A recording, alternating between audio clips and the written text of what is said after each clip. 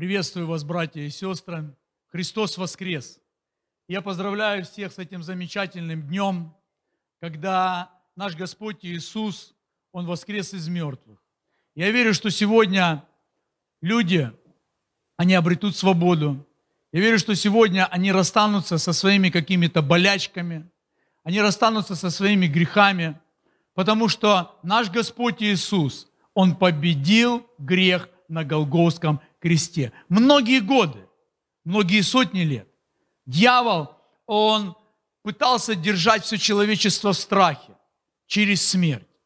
Но одной жертвой на Голгофском кресте Сын Божий одержал победу. И слава Богу, Господь, что сегодня мы являемся сонаследниками, что сегодня мы являемся избранными Тобою, Господь, и что сегодня мы имеем эту привилегию и возможность жить в это время. Слава Иисусу Христу! Аминь! И сегодня я хочу прочитать одно место, которое написано в Евангелии от Матфея, 27 глава, с 50 стиха.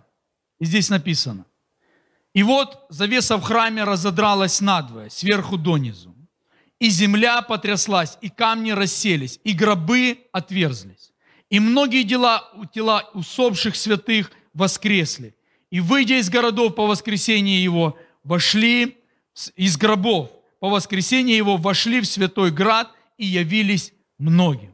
Послушайте, было время, когда Иисус умер. Было время, когда Иисус был положен в гроб. Но настало время, когда Иисус воскрес. Аминь. Настало время, когда сила воскресения, она сошла на эту землю. Сила воскресения в Духе Святом и коснулась тела нашего Господа Иисуса. Иисус воскрес. Но Библия также говорит, что сила воскресения, она коснулась и также каких-то людей. И эти люди, они были святые. И знаете, на самом деле произошло что-то уходящего, что-то необычное. Что-то необычное. Люди, которые, может быть, были похоронены 10 лет назад, 20 лет назад, они воскресли, они вышли из своих гробов.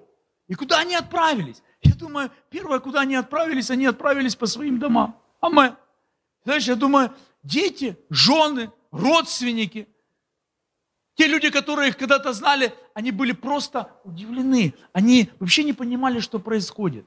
Но это произошло. Почему? Потому что сила воскрешения, она сошла на землю. Сила воскрешения, она сошла на этих святых. Кто такие святые? Святые – это люди, которые ненавидят грех. Святые – это люди, которые ненавидят ложь. Святые – это люди, которые ненавидят беззаконие. Аминь. И знаете, я думаю, что есть как минимум две категории святых людей. Первая категория – это святые пассивные. Это люди, которые не соглашаются с грехом. Это люди, которые не соглашаются с беззаконием, которые осуждают всякую ложь, осуждают всякое зло. Они ходят в церковь, но делают они это все тихо, потихоньку. Когда приходят домой, когда встречаются с мужем или с женой, и они разговаривают между собой, они говорят: послушай, я не соглашаюсь с тем, что происходит сегодня. Мне это не устраивает. Мне не хочется видеть то, как по главной площади моей страны маршируют беззаконники, маршируют грешники, маршируют гомосексуалисты. Меня это не устраивает. Но знаете, дальше, чем слова, это не переходит. И есть другая категория святых людей. Это активные. Это активные святые. Те, которые, проходя по улицам, видя людей, которые сегодня в чем-то нуждаются, они останавливают. И всем, что они могут, они помогают. Видя голодных людей, они кормят их. Видя молодых пацанов и девчонок, которые сегодня убивают себя наркотиком, они открывают репцентры и начинают служить им. Видя то, как женщина, которая носит младенца в своем чреве 9 месяцев, а после того, когда рождается этот ребенок, оставляет его в роддоме, они усыновляют этих детей. Активные святые. Те люди, которые не довольствуются просто словами. Те люди, которые что-то делают, которые прилагают какие-то усилия для того, чтобы изменить не только внутри себя что-то, но и снаружи, чтобы изменить этот мир, чтобы изменить это общество. Однажды Иисус сказал своим ученикам: вы соль земли, вы свет этому миру. И я знаю, что Иисус не просто сказал эти слова, Он настоятельно рекомендовал каждому из нас, который сегодня является спасенным, тем, который сегодня верит в жертву Иисуса Христа, не просто закрываться в своих квартирах, не просто, встречаясь друг с другом, говорить, как все надоело, беззаконие, как процветает грех, но которые бы должны своим светом, которые бы должны осолять то общество и социум, в котором мы сегодня живем. Знаете, Библия рассказывает две очень интересные истории. Одна история, она связана с одним человеком, святым человеком, которого звали Ной. И это действительно был активный человек. Это был человек, который на протяжении 600 лет он проповедовал, он делал все для того, чтобы грех и беззаконие, они прекратили, чтобы люди прекратили грешить. Он говорил, что люди, послушайте, хватит делать то, что в глазах Божьих является мерзостью. Люди, покайтесь в своих грехах и начните ходить путями Божьими. И знаете, Библия говорит, что не все люди, с которыми он встречался, не все люди, которым он проповедовал, они оставили грех, они оставили беззаконие. Но знаете, очень важно, что были люди, это его семья, которые действительно, поверив тому, о чем говорит Ной, они спаслись. Поэтому, дорогой брат или сестра, если ты до сих пор еще или рядом с тобой, до сих пор еще нет твоих спасенных детей, твоего спасенного или спасенной жены рядом, послушай, не унывай и не опускай руки. Тебе и дальше надо проповедовать и говорить о том, для чего ты и имеешь спасение и оправдание во Христе Иисусе. Амин. Знаете, Библия говорит, что также был один святой, которого звали Лот. Знаете, он жил в таком странном городе. В городе, в котором все творили всякие бесчинства, которые все поголовно жили грехом, жили беззаконием. И знаете, я думаю, что этому человеку не нравилось то, что происходит вокруг него. Я думаю, что этот человек не соглашался с тем, что когда он выходит на улицу, он видит людей, которые живут просто греховными мыслями, которые творят всякие бесчинства, безнравственные какие-то поступки и действия. Но Лот, Библия говорит, он томился. Он томился. Ему это не нравилось. Но он это делал все сам себе.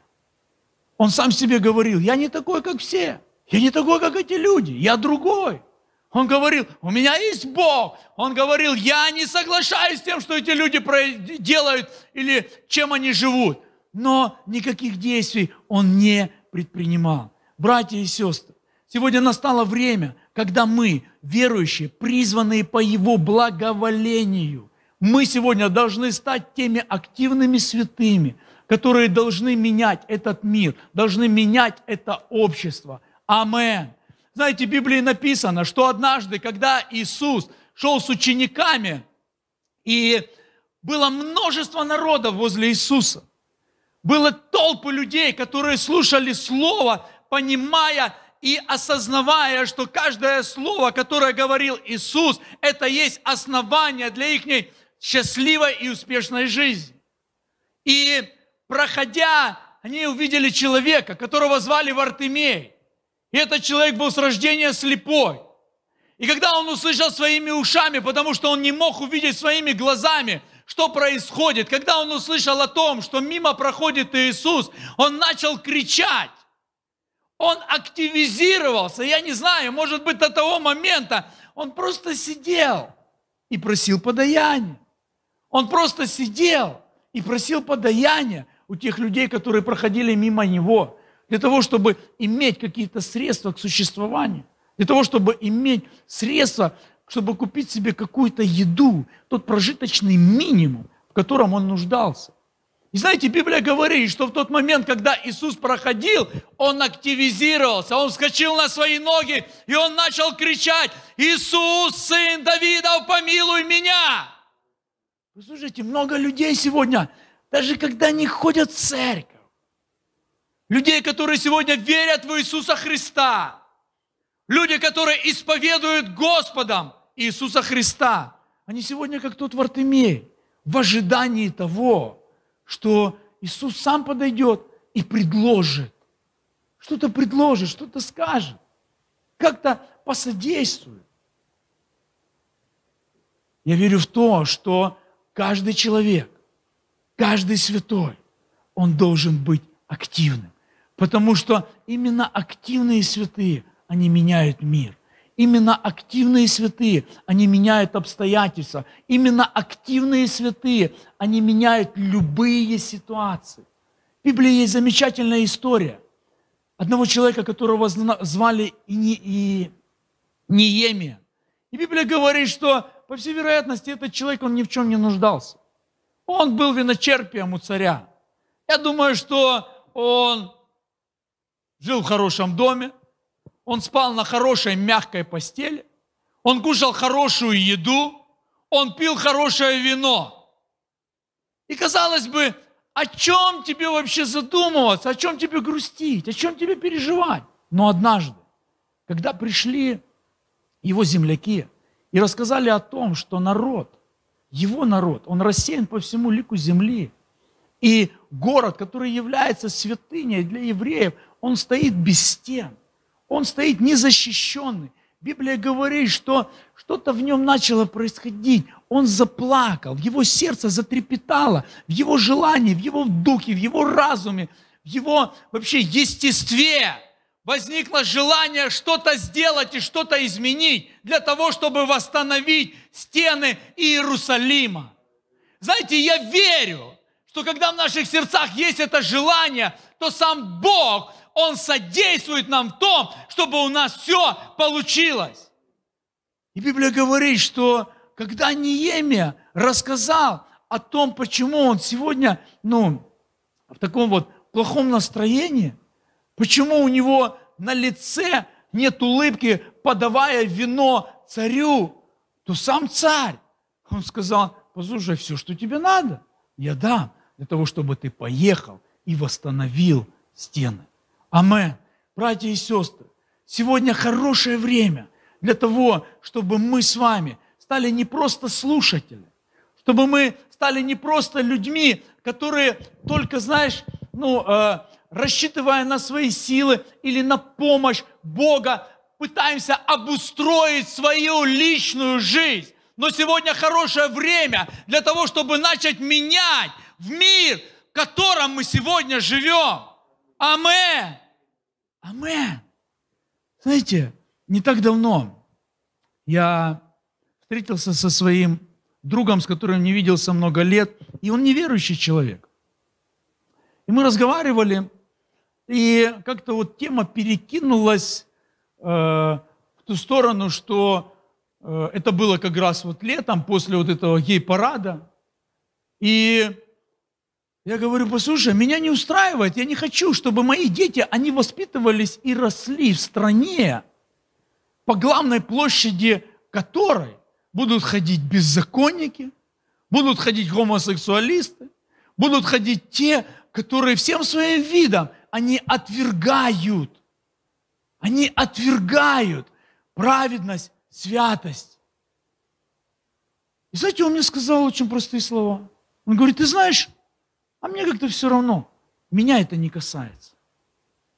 Послушайте, братья и сестры, мы не должны быть людьми, которых это не касается. Мы должны быть теми, которых это касается. Павел сказал, я всем должен. Я всем должен. Почему? Да потому что мы с вами сегодня свет этому миру. Потому что сегодня мы с вами соль этой земли. Писание говорит, что можно сделать с солью, если она потеряет эту соленость. Ее просто можно выкинуть. И она не будет ни к чему не пригодна. Ее просто выкинуть, и она будет ни к чему не пригодна. Амен. Знаете, Библия говорит, что когда сила Божья, она сошла на эту землю, когда Дух Святой, Он сошел на эту землю, и первое, что Он сделал, Он коснулся, Он воскресил. Послушай, я знаю, что сегодня Дух Святой может воскресить все твои идеи, все твои мечты. Амен. Тебе нужно дать возможность. Тебе нужно предоставить себя Богу для того, чтобы Бог, Он действовал в твоей жизни. Аллилуйя. Боже, и я прошу Тебя, драгоценный всемогущий Бог, пусть в этот особенный день, в день Твоего воскресения, Боже, наш разум, наше сердце, наше желание, Господь, они будут настолько велики, они будут настолько жаждущими и ищущими лица Твоего, Господь.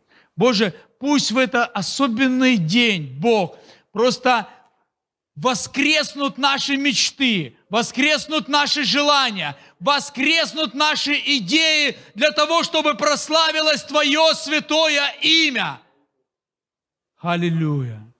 Драгоценный Бог, я молю и прошу Тебя, Господь, чтобы сегодня, в этот замечательный праздник, Твое воскрешение, Господь, Боже, были разрушены всякие дела дьявола. Господи, на Голгофском кресте 2000 лет назад Ты одержал победу. И пусть победа Твоя, Господь, она придет в наши жизни. И пусть победа Твоя разрушит всякое основание, которое служило дьяволу, которое служило всяким бесам, которое служило всяким нечистым духом находиться в наших жизнях во имя Иисуса Христа. Я молю и прошу Тебя, драгоценный Дух Святой, помоги сегодня, Боже, активироваться нам. Помоги нам сегодня, Господь, Боже, подняться со своих колен и идти вперед для того, чтобы распространять и утверждать Царство Твое до самого края земли.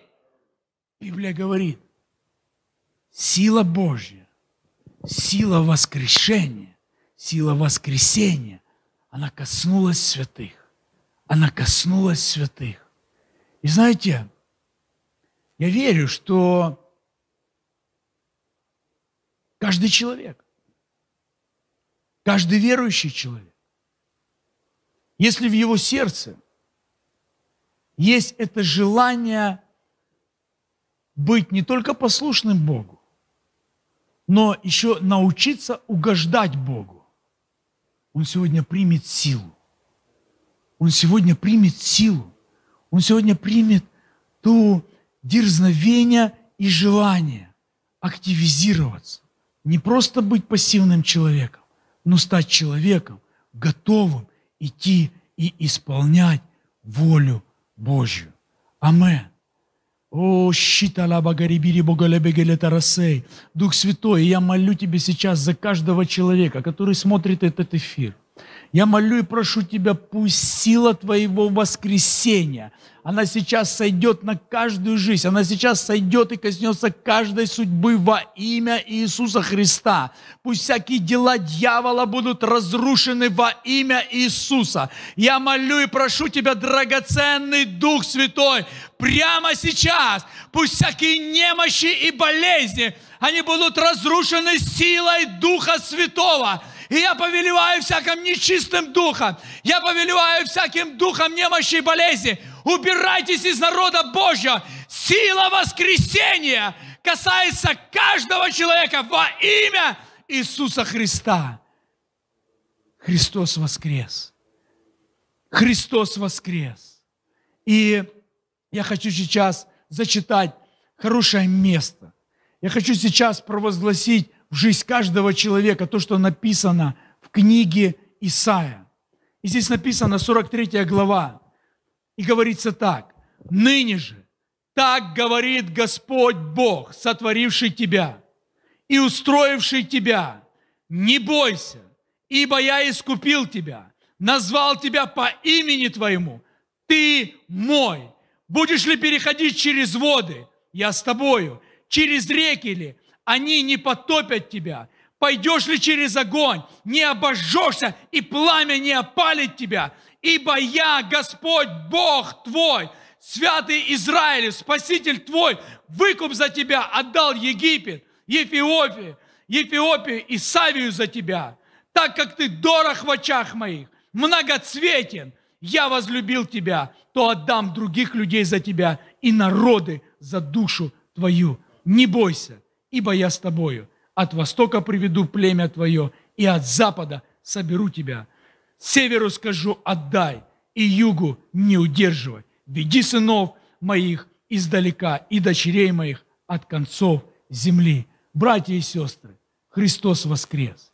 И я знаю, что сегодня те люди, которые примут это воскрешение, это воскресение Господа Иисуса Христа, они сегодня, их жизни сегодня изменятся, их судьбы сегодня изменятся. Слава Иисусу Христу! Иисус воскрес! Аминь!